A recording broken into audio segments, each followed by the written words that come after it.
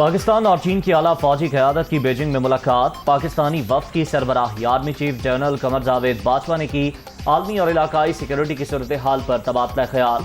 दोनों ममालिक की मुसल्लह अफ़वाज के दरमियान बाहमी ताउन शानदार रहा। ISPR।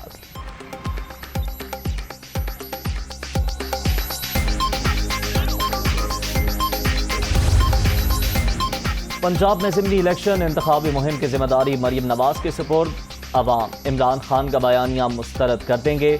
लीगी सीनियर नायब सदर पुरस्कार लाहौर में इजलास। टिकटों की तकसीम पर गौर। नून लीग कारकर्दगी की बुनियाद पर कामयाब होगी। वज़ीर आला पंजाब हमजा शहबाज को यकीन।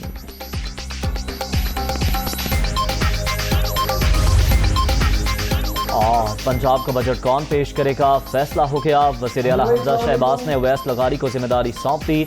सूबाई महकमा खजाना ने तकरीर भी पहुंचा।